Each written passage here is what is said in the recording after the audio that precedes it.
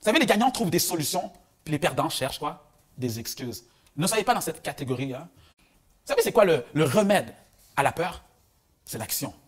Bonjour ma personne personnelle, j'espère que tu vas bien, j'espère que comme moi tu as soif de réussite. Et bien si c'est le cas, on est ensemble et tu l'auras bien compris, dans la vidéo d'aujourd'hui, je vais te proposer les 14 clés de réussite en business par l'un de mes mentors qui s'appelle Maxime Victor. Pour la petite histoire, Maxime Victor, c'est un entrepreneur, c'est un conférencier, mais aussi et surtout, c'est un formateur en business. Il y a 2 ans que je l'ai découvert et ce gars m'a juste bluffé. Donc aujourd'hui, je partage avec toi ces 14 conseils pour réussir en business. Mais attention ma personne, reste jusqu'à la fin de la vidéo parce que le 8e conseil et le 14e conseil sont juste énormes.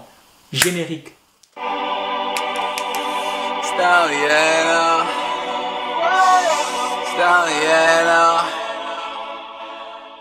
Les excuses. À chaque semaine, au sein de notre école, on organise des ateliers pour aider les gens à lancer leur entreprise. Puis, il y en a qui me parlent de leur projet, qui veulent ouvrir un restaurant, puis avec un beau menu. Puis je leur dis, OK, pourquoi tu ne te lances pas? Et c'est là que les excuses commencent. Oh, je suis beaucoup trop jeune. Vous savez, dans la vie, les gens passent la moitié de leur vie à dire qu'ils sont trop jeunes et l'autre moitié à dire qu'ils sont trop vieux. Hein? Ils ont toujours des belles excuses pour expliquer leur inaction. Puis c'est là que tu comprends la différence entre les gagnants et les perdants. Vous savez, les gagnants trouvent des solutions, puis les perdants cherchent quoi? Des excuses. Ne soyez pas dans cette catégorie. Hein? Vous savez, c'est quoi le remède à la peur? C'est l'action. Lorsque tu sais que tu as peur, simplement passe à l'action. La perfection est l'ennemi numéro 1 de la progression. Si tu veux avancer, attends-toi pas que ton produit soit parfait. Le temps, c'est quoi? C'est de l'argent. Time is money. Quelqu'un qui a trop de temps libre, c'est une personne qui est cassée, qui est bloquée sans le sou. Même dans le mot business, lorsque tu le sépares en deux, tu entends busy, garde-toi occupé. J'ai même une citation que j'ai écrite qui dit « Vaut mieux être occupé que quoi? Que préoccupé. » Quelqu'un qui a trop de temps libre, ce n'est pas bon signe. D'ailleurs, c'est durant tes moments libres que tu fais n'importe quoi. Hein, c'est durant tes moments libres qu'une personne commence à dépenser son argent n'importe comment. C'est durant tes moments libres qu'une personne va prendre son téléphone et aller parler sur le dos des autres. Il faut vraiment que tu n'aies rien à faire pour faire cela. C'est durant les moments libres que tu te mets à la maison et tu réfléchis, il y a des pensées négatives, des pensées suicidaires, des dépressions. Garde-toi occupé. C'est mon conseil. Garde-toi occupé à faire quoi au juste? Garde-toi occupé à faire des activités productives. Des activités productives, ce sont des tâches que tu fais régulièrement qui vont te rapprocher graduellement vers un objectif que tu t'es fixé. Exemple. Ça, c'est une activité productive. Le fait que tu prennes le temps de regarder cette vidéo, tu aurais pu faire n'importe quoi. Mais non, tu t'es dit, j'aimerais ça avoir contrôle sur mon temps. J'aimerais ça mieux gérer mon temps. Et pour ce faire, je prends le temps de regarder cette vidéo. Ça, c'est une activité productive. Si je peux me le permettre, je vais aller un peu plus en profondeur. Une activité productive, ce sont des tâches qui sont importantes et non urgentes. À court terme, tu ne verras pas les conséquences, mais c'est plus tard que tu les verras. Voici un exemple pour encore mieux comprendre. Une tâche qui est importante et non urgente. Est-ce que tu crois que c'est important de prendre soin de notre santé? C'est clair que oui. Crois-tu que c'est important de bien manger? C'est clair que oui. Crois-tu que c'est important de faire du sport quotidiennement? Bien sûr. Ok, maintenant ma question, à $1 million. Parce que je t'en parle dans cette vidéo, une fois que tu auras terminé, tu vas aller t'inscrire dans un gym et changer ton plan alimentaire. Bien sûr que non. Pourquoi? Parce qu'on sait que c'est important, mais ce n'est pas urgent. Et quand est-ce qu'on verra les conséquences? Plus tard. Mais est-ce qu'il faut que tu attendes d'arriver dans le bureau du médecin et qu'il commence à t'énumérer toutes sortes de maladies avant de te réveiller? Non, tu peux le faire dès maintenant. Il faut que tu sors de ta zone de confort. Moi, une question que j'aime poser à mes étudiants, c'est quand la dernière fois que tu as fait quelque chose pour la première fois? Lorsque tu appliques cela dans ta vie, c'est comme ça que tu sors de ta zone de confort et que tu te découvres. Ça se peut que tu ne vas pas nécessairement devenir un entrepreneur plus tard, mais le bagage que tu vas acquérir dans ce programme-là, c'est quand même plusieurs mois, ça va te servir plus tard. C'est important d'expérimenter, d'essayer, et c'est comme ça aussi que tu vas te découvrir. Et c'est quand même assez sage de ta part de ne pas lâcher ton emploi d'un coup. Hein? Parce que parfois, je rencontre qui me disaient, Maxime, devine quoi, maintenant je suis entrepreneur à temps plein, donc j'ai lâché ma job. Je leur dis, non, fais pas ça. Il y a une période de transition. Moi, une bonne période de transition pour moi, c'est environ 1 an et demi, 2 ans. Je sais que ça fait long lorsque je dis ça aux gens, mais pendant 1 an et demi, Boris, tu n'auras pas le choix de dealer avec ta job et également aussi avec ta business. Donc pendant ce 1 an et demi, c'est que lorsque tu as fini de travailler, il faut que tu rentres à la maison. Et c'est là qu'on demande des sacrifices. Hein, pourquoi des sacrifices? C'est que maintenant, il faut que tu libères ton temps. Hein? Sûrement, je ne sais pas, on a parfois des activités parasites. C'est de quoi je parle, hein? Parfois, ça peut être les réseaux sociaux, les téléséries, les jeux sur le téléphone. Donc, il faut que tu élimines sur ces activités-là que dès que tu arrives à la maison, après, bien sûr, ton emploi, tu te mets directement sur ton projet. C'est pas vrai que c'est tout le monde qui a envie de s'entraîner. C'est pas vrai que c'est tout le monde qui a envie de faire ses lectures. C'est pas vrai que c'est tout le monde qui a envie de bâtir son entreprise quotidiennement pendant qu'il y a un job. Donc, il faudra du courage. C'est pour ça que je dis souvent qu'il faut avoir le courage de commencer et le courage de ne pas renoncer. Alors, la question, c'est comment aller chercher ce courage-là? Comment chercher cette motivation-là? C'est de mettre en place une routine de succès. Hein? À chaque jour, il faut que tu mettes en place un système qui va programmer tes pensées. Par exemple, moi, ce que je conseille, c'est ce que je fais aussi, c'est à tous les matins, lorsque je me réveille, il faut que j'écoute des audios. Hein, c'est la raison pour laquelle j'ai mis en place le programme 365 actions. Hein, c'est un audio par jour que je t'envoie. Donc, il faut que tu mettes en place une routine de succès. C'est quoi ta routine de succès à toi pour garder justement cette constance à travailler, à rester motivé, à avoir le courage de ne pas abandonner et bien sûr, éventuellement, lâcher ton emploi et faire à temps plein ce qui te passionne. C'est bien sûr le travail fort. C'est pas aussi simple que ça. Le monde pense qu'ils vont, je sais pas si je peux dire ça, ils vont se pogner le beigne, hein, ils vont rester à la maison, puis hey, ça va tomber du ciel. Non, il faut que tu travailles. J'aime prendre l'exemple des athlètes. Les athlètes, ils ont une discipline incroyable. Et pendant que le monde s'amuse à l'extérieur, il est en train de s'entraîner. Pendant que le monde s'entraîne de dormir, hein, bien au chaud sur leur couverture, lui est là dehors à 3-4 heures du matin en train de courir dans le froid. Pendant que le monde s'entraîne de manger n'importe quoi, s'entraîne de manger, je sais pas, une poutine, une pizza, un hamburger, lui est là en train de manger sa petite salade et suit son régime. Il a souffert. Vous savez, il y a deux types de souffrances qui existent d'ailleurs. Il y a deux types de souffrances. La première souffrance qui existe, c'est la souffrance qui vient avec la réussite. Cet athlète qui désire devenir médaillé d'or, on va dire que l'athlète a finalement eu sa médaille d'or. Est-ce que vous pensez qu'il a souffert pour y arriver? Est-ce que vous pensez qu'il a souffert? Mais cette souffrance-là, c'est une souffrance qui est temporaire. Elle part. Mais la victoire qu'il aura, c'est une victoire qui est légendaire. Elle va rester. Si toi, tu veux te lancer en affaires, tu as un projet qui te tient à cœur, tu as l'âge parfait. Tu as l'âge parfait. Juste passe à l'action. Hein. Justement, le répéter parce que c'est ça que les gens doivent comprendre. Il faut arrêter d'analyser ou sinon de te dire « je vais attendre que mon produit soit parfait pour me lancer en business ». Parce que la réalité, en business, on disait que la perfection, c'est ce qui nuit à la rentabilité. Si tu veux être rentable comme business, il faut que parfois tu mettes de côté la perfection. Exemple, est-ce que tu penses que Apple, le premier iPhone qu'ils ont sorti, était parfait? Non, il n'était pas parfait. Il a lancé son produit sur le marché et il l'a amélioré en cours de route. C'est ce que toutes les compagnies font. Mais l'erreur que plusieurs entrepreneurs se disent, c'est il faut que j'attende que mon produit soit parfait. Et dès qu'il va être parfait, je lance sur le marché.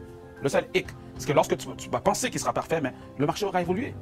Hein, ton petit téléphone à boutons, ça n'existe plus. Maintenant, on est rendu dans les touchscreens. Hein. C'est pour ça qu'il y a beaucoup d'entreprises qui disparaissent. Hein. Simplement, passer à l'action, attends pas la perfection. Simplement, pose une action concrète pour aller de l'avant. La vision, hein, tu dois avoir une vision. J'aime dire que tu ne peux atteindre une cible que tu ne vois pas. Aujourd'hui, tu rencontres des personnes, tu leur demandes qu'est-ce que tu veux faire plus tard, dans 5 ans, dans 10 ans, et tu racontent toutes sortes de, de niaiseries. Voilà. Hein. D'ailleurs, on dit qu'on sera exactement la même personne dans 5 ans et aujourd'hui, à l'exception de 2 éléments clés. Il y a 2 éléments qui font en sorte que tu vas être transformé à travers la vie. Le premier, ce sont les livres que vous lisez. Vous savez, les livres que vous lisez, cela va vous transformer. L'importance de lire de bons livres. Et le deuxième élément qui transforme une personne, c'est les personnes que tu vas croiser. Parce que vous savez, les personnes que tu vas croiser au courant de ta vie, il y en a qui vont te marquer de manière positive, vous le savez, et il y en a d'autres qui vont te marquer d'une autre manière. Hein. Mais quand même, cela va te permettre de grandir. Tu dois avoir une vision pour ta vie. À la base, reprends contrôle de ton temps. La manière que tu peux reprendre contrôle de ton temps, c'est en ayant le courage et le caractère d'être capable de sortir un seul mot de ta bouche. Devine c'est lequel? Ce mot-là est simple. Le mot c'est non. Le jour que tu seras capable de dire non, tu vas dire au monde entier, aux gens qui t'entourent, j'ai contrôle sur mon temps. Aujourd'hui, le monde a peur de dire non, hein? Parce qu'ils ont peur de décevoir. Hein? Si tu n'as pas de projet, tu deviens l'objet du projet de quelqu'un d'autre. Il y a quelqu'un qui va t'utiliser dans son propre programme. Tu deviens la marionnette de tout le monde. Il faut que tu arrives à un certain moment dans ton cheminement de vie que tu dis stop à tout ça. Je reprends contrôle de mon temps. Parce que le monde a peur de décevoir les autres. Hein? Ils reçoivent des invitations. Est-ce que tu peux venir à telle place? Est-ce que tu peux faire ça pour moi? Et maintenant, ils ont des réponses telles que laisse-moi y penser. Je te reviens là-dessus. Je vais essayer. Pourquoi pas? Toutes sortes de réponses, sauf non. La pire chose pour un entrepreneur, c'est de rester isolé. Lorsque tu as des projets, lorsque tu veux mettre une entreprise sur pied, mets-toi dans une communauté d'entrepreneurs. Fais-toi encadrer, fais-toi coacher, fais-toi accompagner. Parce que la business, c'est 80% mental et 20%, c'est de l'effort. Et la raison pour laquelle que la majorité des personnes abandonnent, plus de 90% des gens abandonnent en moins de 5 ans, c'est parce qu'ils ont perdu le combat mental. Tu veux réussir en affaires? Moi, je te conseille fortement, fais-toi accompagner. Ta tête, ma personne, fais-toi coacher. Tu n'es pas obligé d'avoir un coach physique, tu peux aussi avoir un coach virtuel. Parce que dis-toi que Beyoncé, elle a un coach en danse, non? Pourtant, elle danse déjà bien. Cristiano Ronaldo, il a un coach de football, non? Pourtant, c'est qu'il est déjà bon. Teddy Riner, il a un coach en judo, pourtant, il est super bon. Pourquoi? Eh bien, parce que ces gens-là ont compris que seuls, ils sont limités. Alors que s'ils ont un coach, ils pourront décupler leurs compétences. Donc, ma personne n'hésite pas à te faire coacher. Et puis même, il y a des formations en ligne. Paye-toi une formation en ligne. C'est hyper important, ma personne. Un entrepreneur, c'est une personne qui résout des problèmes pour les autres en échange d'une rémunération. Lorsque tu te lances en affaires, ne cherche pas les idées à la base. Ne cherche pas les opportunités. Recherche les problèmes. Et lorsque tu apportes une solution spécifique à un problème, c'est là que tu développes ton idée. Ton idée doit répondre à un besoin. Ton idée doit répondre à une demande. Ton idée doit répondre à une frustration, à des irritations que ta clientèle peut avoir. Voici les deux choix qui se présentent à vous. C'est soit vous faites 40 ans de prison, ou soit vous faites 5 ans de travail forcé. Pour vous expliquer ça clairement, c'est quoi exactement? Tout d'abord, lorsque vous êtes en prison, on prend très bien soin de vous. Par exemple, ici au Québec, imaginez-vous que les prisonniers mangent mieux que les enfants à l'école primaire. C'est vrai que après 40 ans qu'on ait pris soin de vous, c'est vrai que c'est bien. Mais lorsque vous sortez de là, vous serez déboussolé, désorienté, perdu. L'autre choix qui se présente à vous, et à mon avis, c'est la meilleure décision que vous pourrez prendre pour votre vie. Vous faites 5 ans de travail forcé et ensuite vous êtes libre. En d'autres termes, on vous donne une pelle, on vous envoie dans le désert et vous passez la journée à creuser. C'est vrai que vous allez souffrir, mais ça en vaut la peine. Vous savez, il y a 2 types de souffrance qui existent. Il y a tout d'abord la souffrance qui vient avec la réussite, lorsque vous suivez pour atteindre vos buts. Et l'autre type de souffrance, c'est la souffrance qui vient avec les regrets. La souffrance que je ne souhaite à personne. Vous savez, les fameux « j'aurais dû ». Depuis les 14 dernières années, j'ai tellement rencontré de personnes qui avaient de très beaux projets, mais ils attendaient le moment parfait. Et ils attendent toujours ce moment-là pour passer à l'action. Vous savez, il y a 3 catégories de personnes dans ce monde. Il y a tout d'abord ceux qui font arriver les choses. Et ceux, malgré les problèmes, les difficultés ou les circonstances, ils passent à l'action. Ensuite, il y a ceux qui voient les choses se passer devant eux. Vous savez, les fameuses personnes qui trouvent des excuses pour quoi que ce soit, pour expliquer leur inaction. Et la 3e catégorie de personnes, c'est ceux qui se demandent ce qui vient de se passer. Soyez de ceux de la première catégorie qui passent à l'action pour voir leurs rêves se réaliser et ainsi vivre pleinement cette liberté d'être entrepreneur. Ma personne, il est là le livre. 40 ans de prison ou 5 ans de travail forcé. Ce livre est juste énorme parce que moi, en tout cas, il m'a permis de réaliser à quel point le marketing, c'était quelque chose de hyper important. En description, je te mets le lien du résumé que j'ai fait de ce livre. Donc, une fois que tu auras fini cette vidéo, je t'invite vivement à aller cliquer sur le lien parce que ce que tu vas y apprendre est juste énorme. Qu'on appelle la valeur ajoutée. C'est quoi la valeur ajoutée? C'est simple. Pourquoi est-ce qu'un client va traverser la rue pour venir vers toi au lieu d'aller chez le compétiteur qui est juste en face? C'est parce que tu offres un produit différent. La valeur ajoutée, c'est comment offrir sur le marché un produit, un service, un concept que la compétition ne peut offrir, que toi tu peux offrir et que la clientèle désire avoir. Cette combinaison ensemble fait en sorte que tu vas développer une idée qui est rare, un produit qui est rare. Et tout ce qui est rare fait augmenter la valeur. Hein? Tout ce qui est rare, l'offre et la demande, tu sais, non? Tout ce qui est rare fait augmenter la valeur du produit et du service. Hein? Ça fait penser à Starbucks. Starbucks est en compétition avec plein d'autres entreprises. Par exemple, ici, dans la ville que je vis, à Montréal, il y a plusieurs places à café. Il y a le Tim Hortons, il y a Second Cup, mais il y a Starbucks qui sort du lot. Non pas parce que leur café est meilleur, c'est parce que Starbucks, la manière qu'ils se différencient, c'est avec l'expérience client. C'est ça leur différenciation, c'est ça leur valeur ajoutée, c'est ça leur avantage concurrentiel. Toi, quel est ton avantage concurrentiel? Une fois que tu l'as développé, mon conseil, sois sans arrêt en train d'innover. De nos jours, la seule manière de se protéger, ce n'est pas avec des contrats, ce n'est pas en ayant une marque de commerce ou un brevet, parce qu'on va te copier quand même. De nos jours, la seule manière de se protéger, c'est en innovant, en développant de nouveaux concepts régulièrement.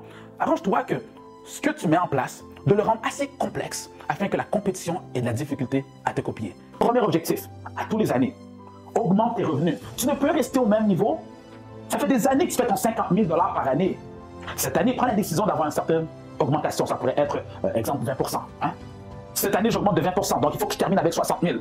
L'année d'après, il faut que je termine avec 72 000. Si tu faisais 100 000 $, arrange-toi de terminer avec 120 000. Arrange-toi d'augmenter tes revenus parce que si tu n'évolues pas, tu es en train de t'évaporer parce que tout évolue autour de nous. La seule constance qui existe dans notre monde, on appelle ça le changement. Est-ce que toi, ta situation financière change ou elle reste au même niveau? Deuxième objectif que tu dois avoir par rapport à tes revenus, c'est bien sûr, tu dois t'arranger d'avoir différentes sources de revenus. Imagine-toi que la majorité des gens ont une seule source de revenus. Ils dépendent d'une source de revenus qu'on appelle leur emploi. J'allais dire s'ils quittent leur emploi, non. Si on les met à la porte, ils sont foutus.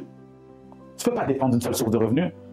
La majorité des millionnaires ont plus de 7 sources de revenus. L'argent rentre de partout. Tu dois être un aimant à cash. Maintenant, je ne te dis pas, toi, l'entrepreneur qui débute, qui met une entreprise sur pied, d'avoir différentes business. Non, tu peux avoir une seule entreprise. Mais dans ton entreprise, tu as différents services, tu as différents produits qui te rapportent. Tu deviens un aimant. Si tu es capable de calculer ton argent, c'est parce que tu n'as pas assez d'argent. Je répète, si tu es capable de calculer ton argent, c'est parce que tu n'as pas assez d'argent. Il faut que tu t'arranges que tu as tellement d'argent que tu es mêlé. C'est là que tu vois que tu as une certaine croissance, que tu grandis, que tu te développes. Troisième objectif, c'est tes pensées. Aujourd'hui, la majorité des personnes, lorsqu'ils sortent le matin de la maison, l'après-midi, comme tu veux, ils pensent à dépenser leur argent. OK, j'ai 100 $ dans mes poches, où est-ce que je vais le dépenser? Hein? Je vais m'acheter de quoi au magasin? Je vais aller magasiner, je vais m'acheter n'importe quoi. Non, maintenant, à partir d'aujourd'hui que tu écoutes cette vidéo, lorsque tu auras terminé, tes pensées devront être axées sur comment croître tes revenus. 95% de tes pensées devront être axées là-dessus. Comment est-ce que je peux m'arranger d'avoir plus de revenus aujourd'hui? Et la question comment? C'est la question qui peut changer le cours de ta vie. Non pas je ne peux pas, mais plutôt comment est-ce que je peux? Comment est-ce qu'aujourd'hui je peux m'arranger de faire 100 $ de plus? Tu dois aussi devenir un bon vendeur, une bonne vendeuse. Parce que regarde, ça ne sert à rien d'attirer la clientèle et lorsque la personne est devant toi, tu es incapable de vendre tes produits. Ça me rappelle une de mes étudiantes qui me disait, Maxime, tu sais, toi-même tu consommes mes produits, mon produit est bon, j'aime ce que je fais, je suis passionné, mais je ne suis pas une bonne vendeuse. Je lui ai dit, regarde, si tu ne prends pas la décision de te développer comme vendeuse, tu feras faillite. Il n'y a personne qui va se mettre à vendre pour toi. Au tout début, c'est toi qui dois faire le travail, jusqu'au moment que tu as assez de revenus pour engager des vendeurs. Donc, développe-toi comme vendeur et comme vendeuse. Donc voilà ma personne, c'est ce que je voulais partager avec toi aujourd'hui avec la vidéo de Maxime Victor. J'espère que les 14 conseils pour réussir en business t'ont inspiré et t'ont donné la pêche pour continuer à progresser dans ton business. En tout cas, pour ma part, ma personne, je me suis régalé à faire cette vidéo pour toi. Et dis-moi en commentaire lequel de ces conseils t'aura le plus inspiré. Je t'invite vivement à cliquer sur la cloche de notification pour être signalé pour les prochaines vidéos que je publierai. Mais aussi et surtout, on clique sur un pouce en l'air, on s'abonne, on commente, on partage pour me donner plus de force pour pouvoir produire plus de contenu. Ceci dit ma personne, je te laisse en bonus un dernier conseil de Maxime Victor et je te dis, on est ensemble. Minakano. Tu as une idée en tête. Ne sois pas têtu. Va voir quelqu'un d'expérience. Va voir un entrepreneur. Quand je parle d'un entrepreneur, il y a beaucoup de charlatans à l'extérieur. Hein. Va voir quelqu'un qui a réussi. Va pas parler à ta mère ou à ta cousine ou à ton meilleur ami. Ils ne sont pas entrepreneurs. Va voir un entrepreneur qui fait de l'argent. Hein, on est en affaire de faire des profits, je te le disais un peu plus tôt. Donc, va voir un entrepreneur qui génère des profits avec sa business. Il va te transmettre son expérience. N'agis pas comme un adolescent. Pourquoi je parle d'un ado? Parce que, vous savez, les ados, vous leur donnez conseil. Dans leur tête, ils connaissent toute la vie. Hein. Jusqu'au jour qu'ils réalisent que oh, j'aurais dû écouter mes parents. N'agis pas de la sorte. Surtout en affaires, le taux d'échec est tellement élevé. 90% des personnes qui mettent une entreprise sur pied font faillite en moins de 5 ans. Sois sage. On dit qu'une personne intelligente apprend de ses erreurs. Et une personne sage apprend des erreurs des autres. Si tu veux être propulsé, parle à ta famille, parle aux membres de ta famille, fais-leur comprendre que tu as besoin de leur support, tu as besoin de leur encouragement. Il faut que tu mettes les choses au clair avec eux. Parce qu'imagine-toi, tu as pris ce courage à deux mains de lancer ton entreprise, de bâtir ton entreprise, et là ils sont sans arrêt en train de parler dans tes oreilles. Il faut que tu leur dises j'ai besoin de vous, j'ai besoin de cette énergie qui va m'aider à avancer. Ça fait penser à l'histoire de Kevin Hart, le comédien, aujourd'hui qui est extrêmement connu. Lui, lorsqu'il a commencé, il a eu justement cette chance d'avoir sa mère derrière lui. Sa mère lui a dit, regarde, Jacques, tu es tellement motivé avec ta carrière de comédien. Je te donne 1 an. Pendant 1 an, c'est moi qui va subvenir à tes besoins financiers. Mais si ça ne fonctionne pas, tu retournes au travail, tu retournes à l'école. En bref, c'est ça que tu dois dire aussi aux personnes autour de toi. Moi aussi, je l'ai fait avec ma mère. À un certain moment, elle me parlait tellement dans mes oreilles. Les 5 premières années, c'était dur. Ils le font pour notre bien. Ils veulent justement qu'on puisse grandir, qu'on puisse évoluer, avoir une belle carrière. Mais si c'est pas ça que tu veux, et c'est ça que je lui dis. Regarde, je sais qu'un jour je vais réussir. Mais lorsque je vais réussir, j'aurai 2 discours. 1, ma mère a été un obstacle. Ou 2, ma mère a été un soutien. Elle a été une aide. C'est grâce à elle que je suis là. Quelle version tu veux que j'utilise? Parle à ta famille, mets les choses au clair.